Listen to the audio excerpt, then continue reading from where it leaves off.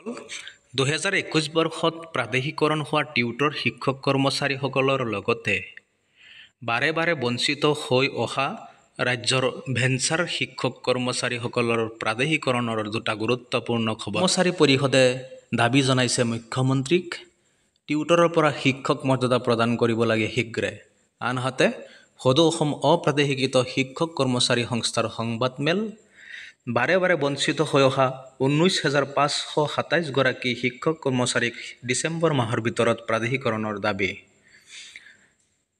ৰাজ্যৰ প্ৰাথমিক পৰ্যায়ৰ পৰা মহাবিদ্যালয়লৈকে প্ৰাদেশিকৰণৰ পৰা বঞ্চিত 2,319খন শিক্ষানুষ্ঠানৰ প্ৰায় 19,527জন শিক্ষক কৰ্মচাৰীক শীঘ্ৰে প্ৰাদেশিকৰণ কৰিব লাগে ৰাজ্য চৰকাৰে।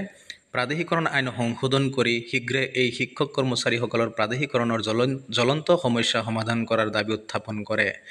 2001, 2013, 2021 বৰ্ষত প্ৰাদেশিকৰণৰ পৰা বঞ্চিত সকলো পৰ্যায়ৰ শিক্ষক কৰ্মচাৰীকো এই আইনৰ আওতাত সামৰি বিদ্যালয় প্ৰাদেশিকৰণ কৰক, শিক্ষক কৰ্মচাৰীসকলক পদ প্ৰাদেশিকৰণ কৰাৰ দাবী উত্থাপন কৰি আহিছে।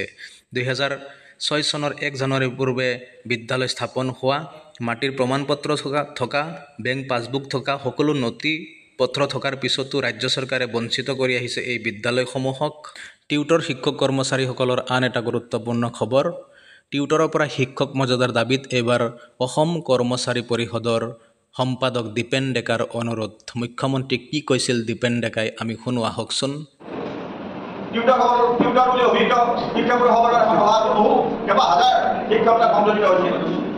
আৰু আমি সিদিনাই তাত স্পষ্ট কথা কৈ আহিছিলোঁ যে ভাৰতবৰ্ষৰ পত্ৰ নথকা এই টিউটৰ শব্দৰ অৱসান ঘটাওক, শিক্ষকসকলক শিক্ষক হিচাপে পৰিচিত হোৱাৰ সুযোগ প্ৰদান কৰক।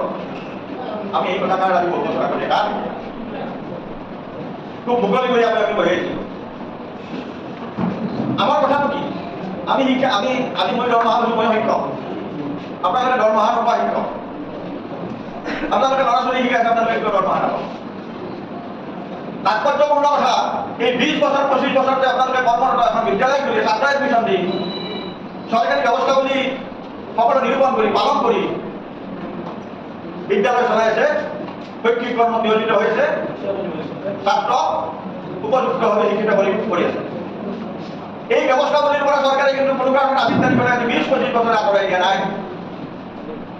কিয় দিয়া নাই? যদি আজি 20 বছৰ 25 বছৰ আগতে যদি নাই আমি এই শিক্ষক তেখেতসকলে বিদ্যালয় খুলিছে, তেখেতসকলৰ আমাৰ কোনো দায় দায়িত্ব নাই, এই কথাটো আজিৰ তাৰিখ কৰিবলৈ চৰকাৰে কোৱা নাই। যদি চৰকাৰে এই দায় দায়িত্ব নাই বুলি কোৱা নাই এই মুহূৰ্তলৈকে, আমি যিহেতু সেই বিষয়ত চৰকাৰৰ পৰা একো কোৱা নাই, গতিকে এই চৰকাৰ এখনে কিহৰ কাৰণে বিদ্যালয়ৰ পদ কেইটা পাতে? আমিতো বিদ্যালয় প্ৰাদেশিকৰণ কথা ক'বলৈ পাহৰি গ'লো। আমি আজিৰ দিনখন পদ কেইটা প্ৰাদেশিকৰণৰ কথা কৈছোঁ যে আমাৰ বিদ্যালয়খন প্ৰাদেশিকীকৰণ কৰিব নালাগে, আমাৰ পদ কেইটাই কৰক। আমি নালাগে বুলি কোৱা নাই, কিন্তু আমি অগ্ৰাধিকাৰ দিছোঁ আমাৰ পদ কেইটা প্ৰাদেশিকীকৰণ কৰক।